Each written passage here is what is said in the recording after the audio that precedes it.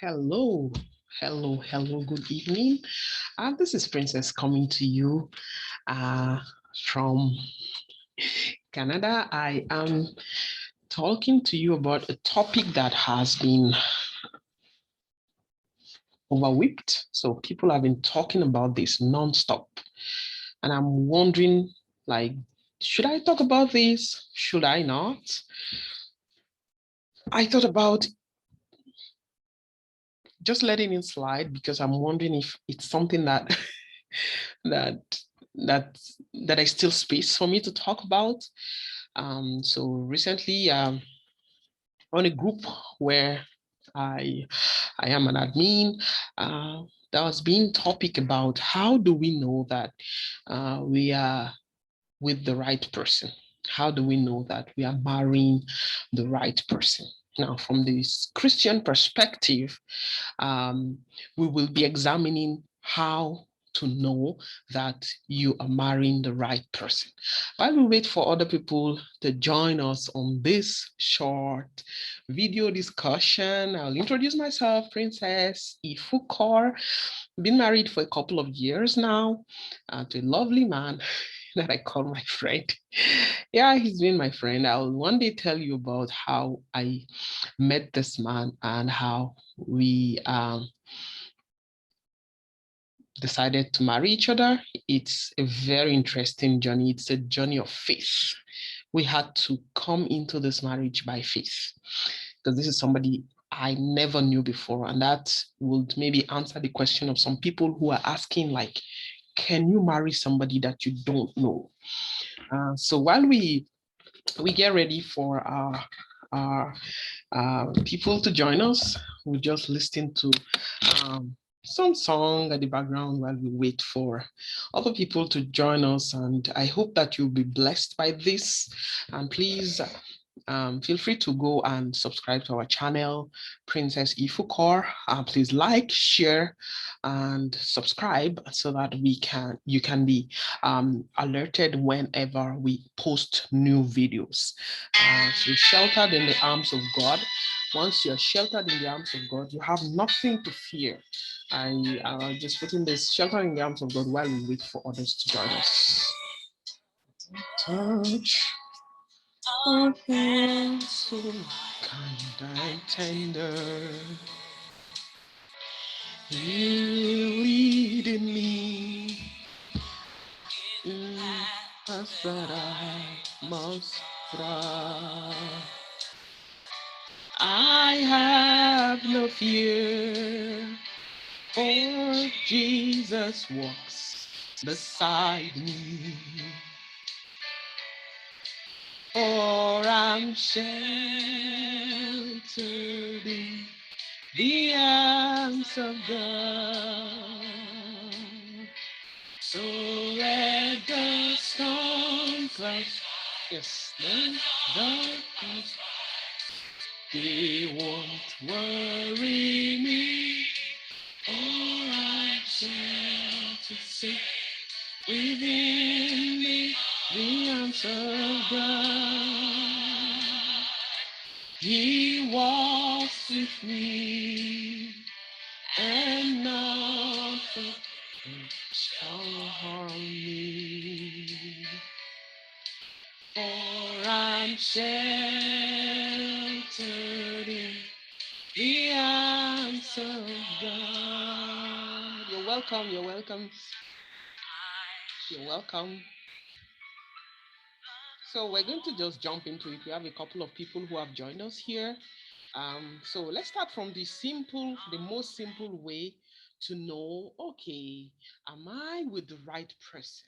First of all, marriage, let's remember that marriage is a union between two people who love each other and who have decided to commit to spend the rest of their lives together for better and for worse.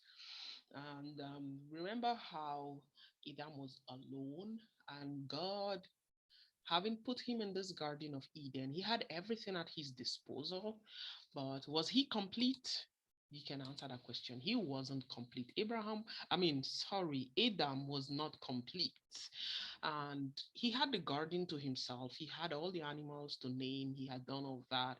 He had a beautiful garden. He didn't have to labor as we do now. God had given him all the fruits to eat. He could eat anything he wanted to eat. But God found in his own discerning way, he found out that this man he had created is alone. He is lonely. So one of the things that you notice that happens in your life and you know that it's time for you to get married is that you are lonely. The loneliness starts. Okay, for a man, for a woman alike, it's okay to get to that point where you start feeling lonely. And that's just an indication that it's time for you to start to plan to get married. It's time for you to start to plan to find your better half, to have that person that you'd spend the rest of your life with. So God saw that Adam was alone, and God, in his own divine way, found a helpmeet for Adam, a wife for him. He made Adam to sleep, and after Adam slept, then he found he took a part of Adam, and with that he formed Eve. You can find out in Genesis, the beginning of Genesis, the first verses of Genesis. You see how God decided that he needed to get a wife for Adam in Genesis chapter 2 from verse 21 said that, and the Lord God caused a deep sleep to fall upon Adam, and he slept.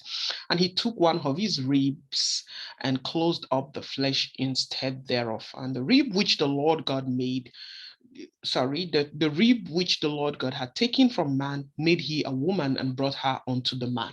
Okay, so let's not read to spend too much time reading this. You can go ahead and read that on your own. But we see that God clearly went and got a part of Adam. So what does that tell us? It tells us that a woman is a part of a man. So, and that's why we call it your better half, someone that is part of you.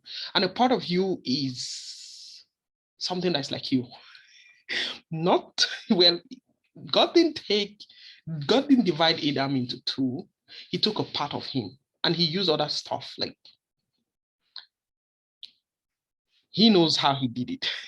Known to God are all his works. So we were not told how God made woman, like in all the steps, but we know that he took a part of Adam, and with that he formed Eve.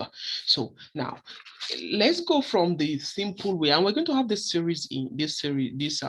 kind of explanation in maybe a couple of videos, because it's going to be too long to dwell on this, to explain every step of the marital journey in one video. It will be a long video and it'll be too long. So we're going to make it really short, and we're going to talk about generally, what would you say are the signs that you are with the right person. So sometimes the right person could be a friend of yours. It could be somebody that you have known before, you've known from time, somebody that's your acquaintance, and maybe a friend without benefit, like somebody that you've had a relationship with. Maybe you went to school together, maybe high school. It could be like family friends, like children of like your dad's friend or your mom's friend, someone that you've known before, you've grown to know, you've grown to like, you've grown to be free with, someone that you are accustomed to his ways, accustomed to how he lives his life. Like you know this person. Okay, that's somebody that you know. And sometimes it can also happen with somebody that you do not know. Well, there should be some signs that you should be looking out for to ask yourself. That I'm not talking about praying. First of all, the most important thing to know the will of God in marriage, to marry the right person, is to pray. First, pray about it. I tell everybody, marriage is like a project.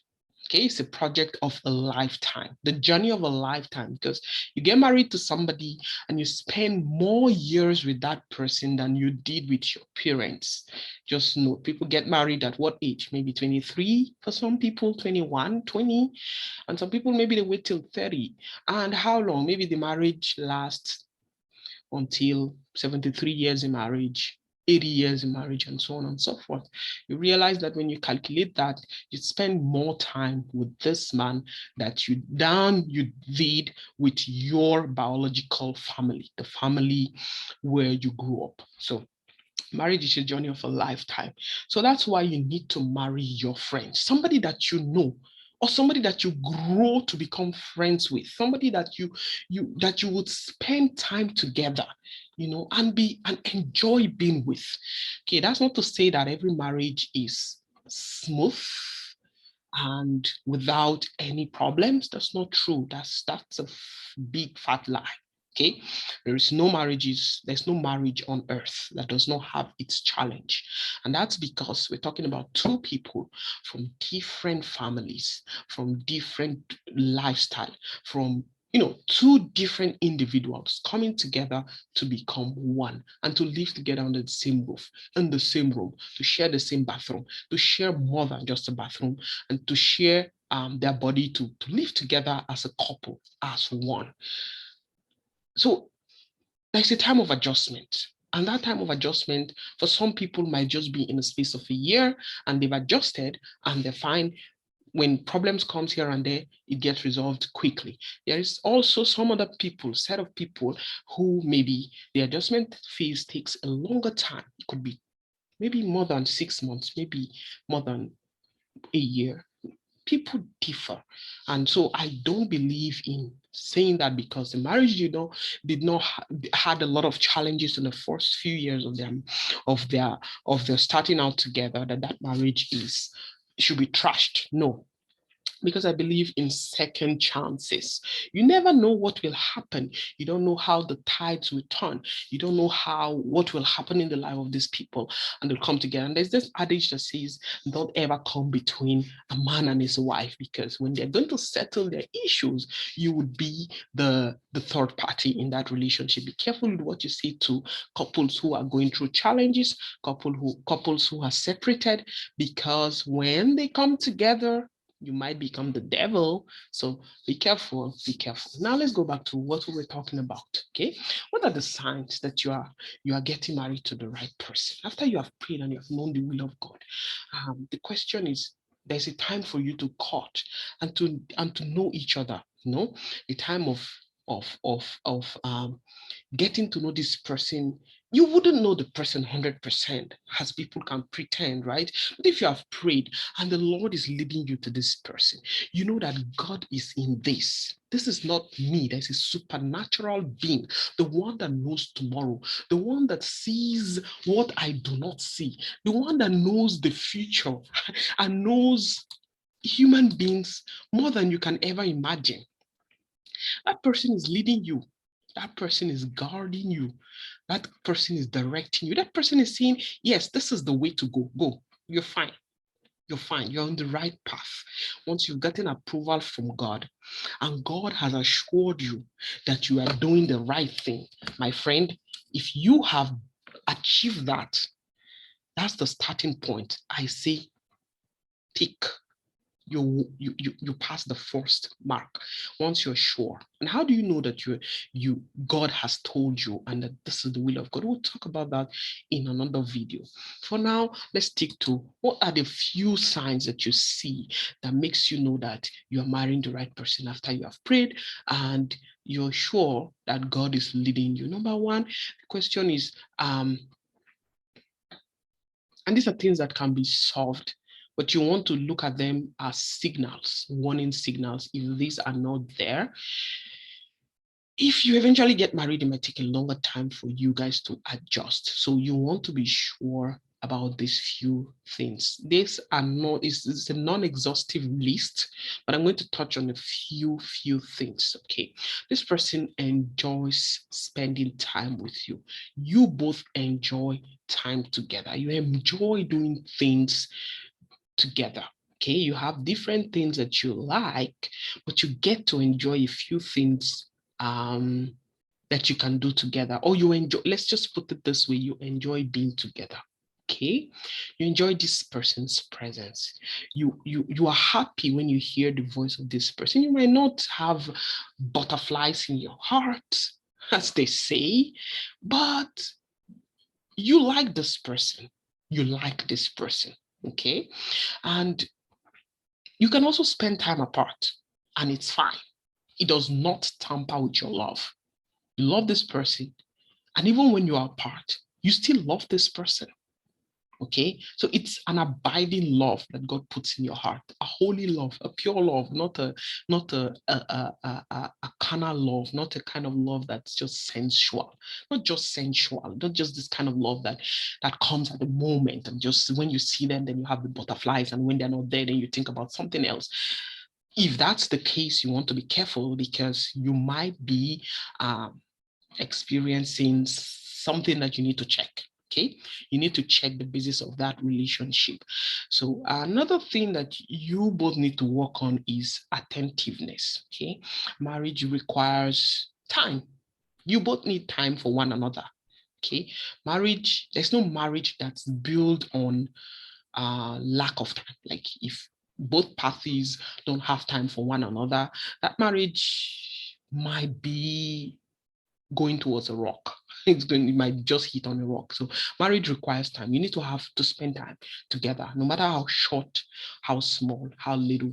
You need to spend time together. Okay, and this is somebody that you trust. Okay, you have to be able to trust that person that you want to get married to.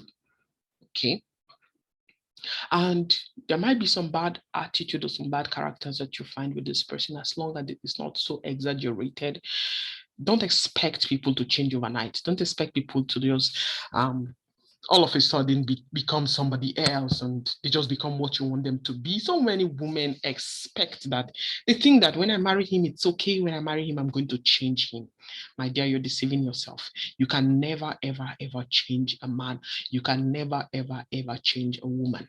Okay, you guys might come to a point where you adjust and make compromise, but you are not changing that person. You can't change a person. Only God, only the Most High God, the God that we serve, is the only one that can completely change a person. So for Christians out there, the Bible says, do not be unequally yoked with unbelievers. Be very careful. If you think that I'm going to marry this guy, he hits me, he yells at me, he smokes once in a while, he does this once in a while, and he's going to change. You are going for a disaster. Okay, don't wait for that to happen. It's not going to happen. It's not going to happen. If God doesn't change that person, it's not going to happen. If you're a child of God, you cannot be led by God to marry an unbeliever. You cannot be led by God to marry a non-Christian person. Okay, you cannot. The Bible says, can two walk together except they be agreed? If you're not agreed with this person, what are you doing together? You're going in different directions. He's going to Ontario, you're going to Quebec, or he's going to France and you're going to Germany. You're going different directions. You have different desires. When he wants to go to church, you want to stay at home.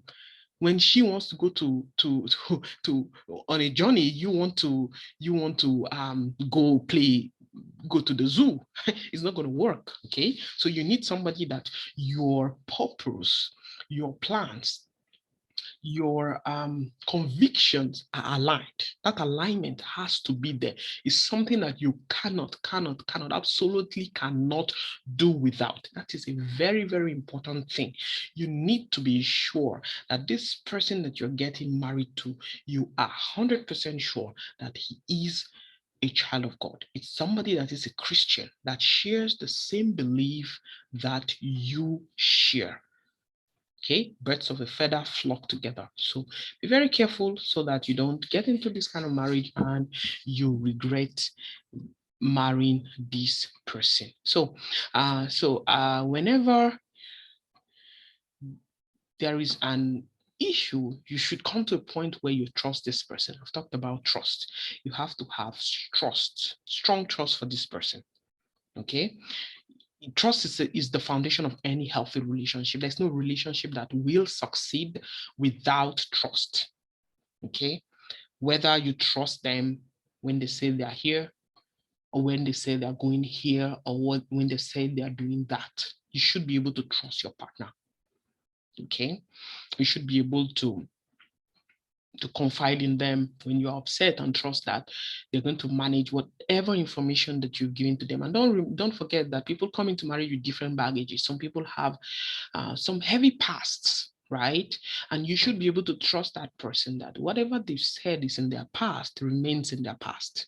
Okay, and they should be able to trust you that whatever they are telling you about their past stays between you both, and they're not going to hear it over the rooftop. They're not going to hear it with your friends. They're not going to hear like the topmost secret things that they've kept to themselves. Your husband to be comes to you and say, I have this, I just want to share with you because I don't want to keep secrets from you, but I want to tell you about my past. And he tells you something that he has asked God to forgive him already, but it's past. It's something that you need to be told about, so that if ever something occurs in the future, you are able to say, yes, he told me about it, I knew about it. It's not a surprise to you.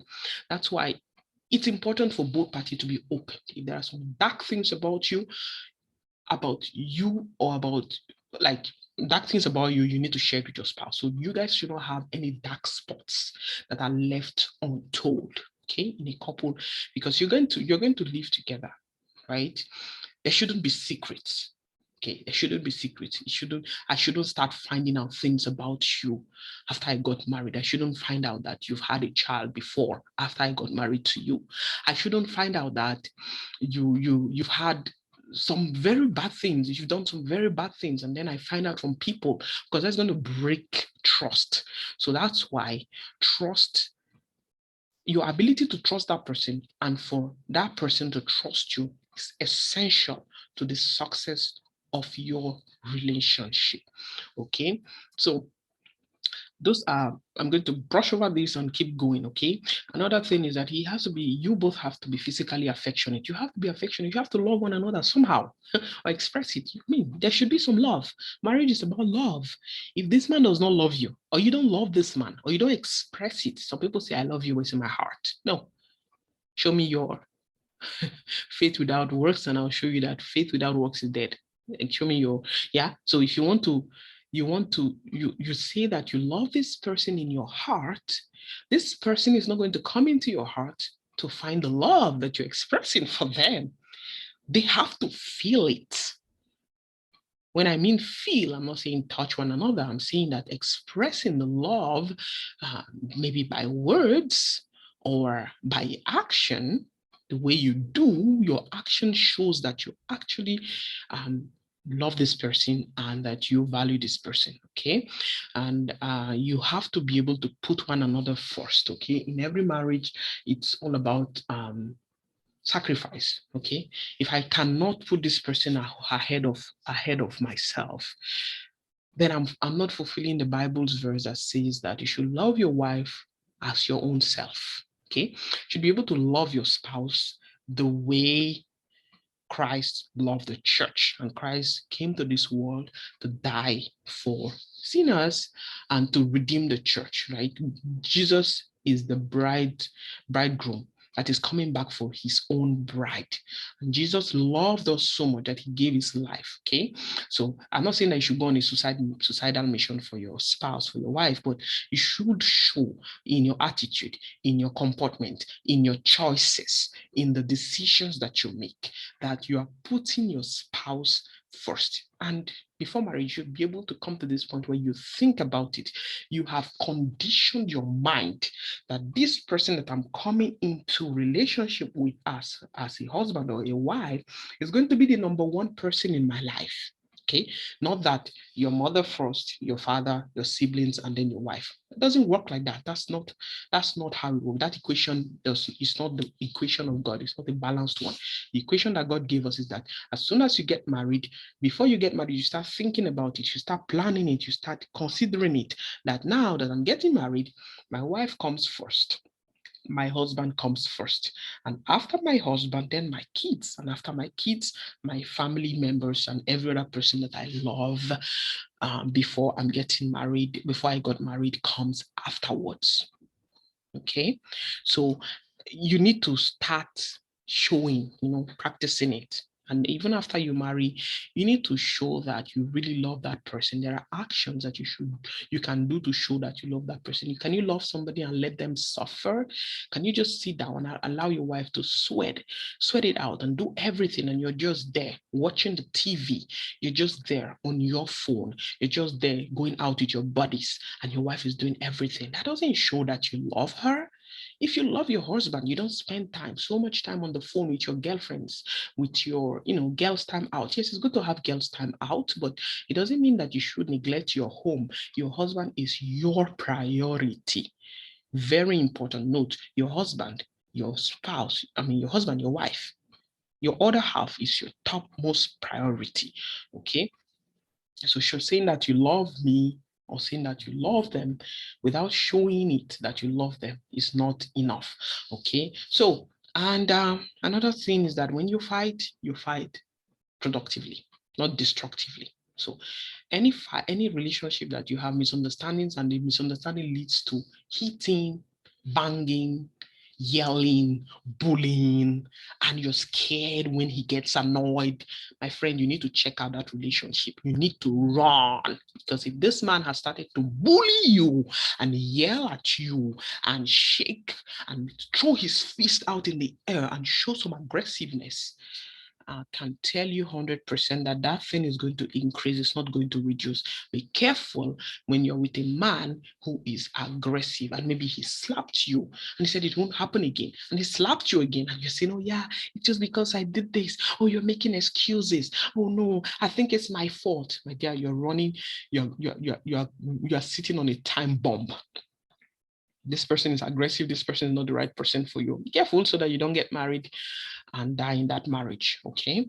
So many ladies have lost their lives, and maybe men too, but it's mostly on the ladies' side. Many ladies have lost their lives because they felt the man is going to change. They kept giving excuses for him, and they're in a very abusive relationship, and they stayed there. And some of them, of course, we hear the stories, they're dead today. They didn't marry to die, but the choices that they made and the signals were there before they married that man. So be very careful. Whenever you see that this man that you say you want to get married to is so aggressive, or that you notice some kind of aggressiveness, you want to be very careful. Your relationship, you have misunderstandings during your courtship and he start hurling insults at you. That's not good. That's a no-no. That's a lack of respect. It's insulting you, talking you down, and she insults you and she talks you down and she uses her words to minimize you. I think that's a problem there. You need to talk about that, or you need to take time apart and decide if you're really on the right path, if you're really, really hard from God. So you need to always check yourself and ask yourself, am I still in the will of God? Always, because there's not only one will of God, guys. I must just be frank and bold with you. Look, you might have married this person, you might have been led to this person, and over time, this person had backslidden. Would you say you still get married to this person who has backslidden? Well, maybe you can as well wait until the person is restored before you marry the person. But I would say, I'll advise, okay, I'm not insisting, I'm not forcing anybody, but I will advise sincerely that you should pray. Go back to the drawing table. Go back and ask God, am I still to go on with this? Are you still here? Or are you telling me to go another way? Always go back to God to check. Go back to him. He is the right place to go. Go back to the drawing board. Ask God, am I still on the right path? Okay? Do not ever forget to go back to God. If God is leading you and you're sure that God is leading you, you should be able to get assurance from God that you are still on the right path. So for today, I'm going to stop here. Next time, we're going to talk about other things that we should be looking forward to. Thank you so much for staying with me. Again, it was Princess and coming to you from Princess Ifuko channel. Thank you so much, and I hope that you have a nice time and that you really enjoyed this short clip. So, sheltered in the arms of God. Remember, you are always sheltered in the arms of God.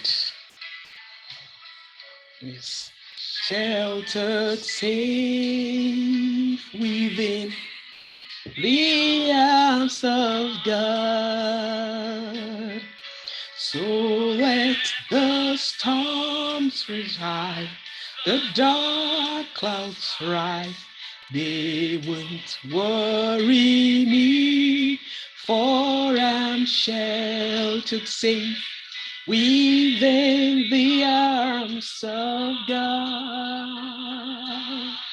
He walks with me, and no other shall harm me. For I'm sheltered in the arms of God. Thank you and have a nice time. Have a nice evening. Thank you for coming to this corner. Please like, share, subscribe, and I'm going to upload more videos about this relationship clips. We need to really examine what what we mean by getting married to the right person. Thank you so much and have a nice one. It's Princess. Thank you. Bye.